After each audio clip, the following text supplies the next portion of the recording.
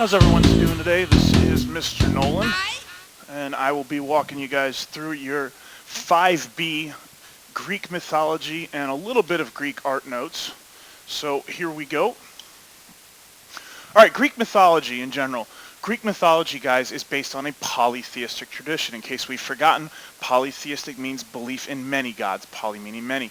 Okay, Greek mythology is an integral part of Greek life. It impacts their culture, their politics, their art. In classes the next couple of weeks, you guys will be looking at a lot of the different ways that it does this. The Odyssey, the Iliad, Oedipus, and all of those fun things like Hercules and Theseus. We'll be looking at all of those impacts of Greek mythology. Now, generally what you need to know here is Greek mythology and the stories about our gods and heroes are meant to offer explanations for things that the Greeks can't explain scientifically. So natural phenomena, human qualities, life events. Okay, my best example for this, guys, is Greeks couldn't figure out why we have lightning. So they create Zeus hurling lightning bolts from Mount Olympus. They don't understand why the sun rises in the east, marches across the sky all day, and then sets in the west. So they gave Apollo that power to take the sun across the sky. So that's our natural phenomena. Things they can't explain scientifically, they create a god to explain. Human qualities. So a lot of Greek gods will have human condition or human qualities. Things like arrogance, anger, jealousy. Okay, they use the gods as an explanation for this and how they are in humans. And then life events as well. Many symbols, metaphors, words, and images are going to come from ancient Greek mythology. All right, there are 14 Olympian gods that lived on Mount Olympus. Mount Olympus is the highest mountain in Greece. The mountain actually exists. Whether there are gods up there or not, we don't know.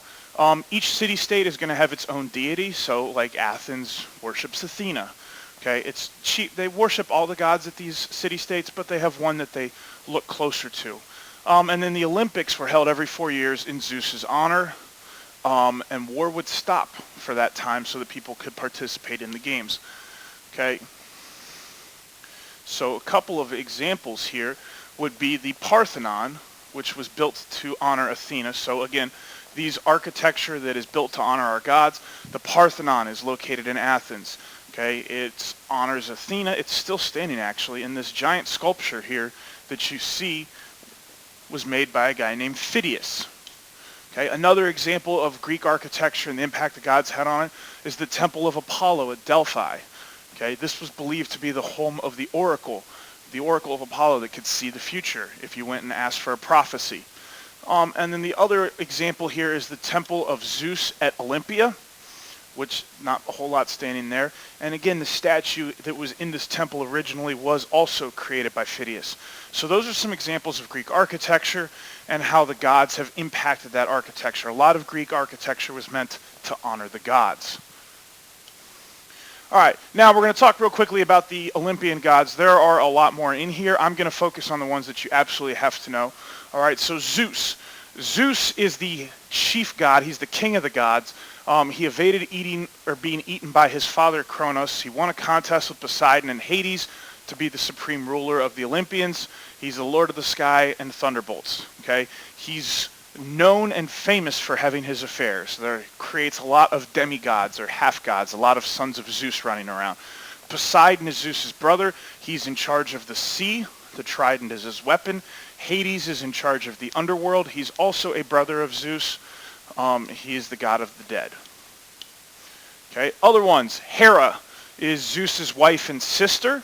So Zeus is married to his sister. That's always good. She is believed to be the protector of marriage and married women. She takes revenge on the children of Zeus's indiscretion. So when we talk about Hercules, Hercules is a son of Zeus, and part of what afflicts Hercules is Hera. Athena is the goddess of wisdom and the city of Athens. Let me add that part there. She's also a fierce warrior. If there are other ones you guys want to look at that I'm not talking about, you can always pause the video. Apollo is the god of music and light. His most important task is to harness the chariot and drive the sun across the sky. He's the sun god. All right, he is the sun god. Artemis is our hunter goddess. She's associated with the moon. She's also the goddess of chastity. And then Aphrodite is the goddess of love, desire, and beauty, considered to be the most beautiful in the world. A couple other ones, if you care.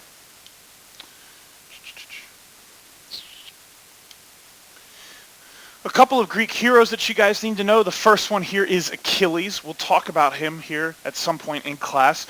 He's the Greek hero at the center of the Trojan War. He's the main hero in the epic poem The Iliad, which is about the Trojan War. Legend has it that he's a demigod and that his mother was a nymph who dipped him into the river Styx to make him impervious, but when she did it, she held him by his heel. And that is his weakness and eventually how he gets killed with an arrow through his heel. Another hero that you're going to need to know is Odysseus. Okay, Odysseus is the star of Homer's epic poem, The Odyssey. He's famous for the 10 years it takes him to return home from the Trojan War. So when we talk about those epic poems, the Iliad and the Odyssey, the Iliad focuses on Achilles and the events of the Trojan War. The Odyssey focuses on Odysseus and his return home from the Trojan War and the series of adventures that he goes on his way home. Another one here is Perseus. Perseus is considered to be our first Greek hero. He's a demigod, so his mother was immortal and he's another child of Zeus's. And he's the one who beheads Medusa and uses it to save Andromeda, most recently in that Clash of the Titans.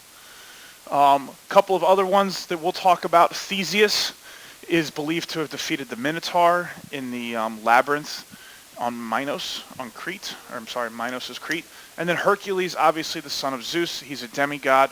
He performs the 12 labors after killing his family because Hera made him crazy as a way of trying to punish one of Zeus's children.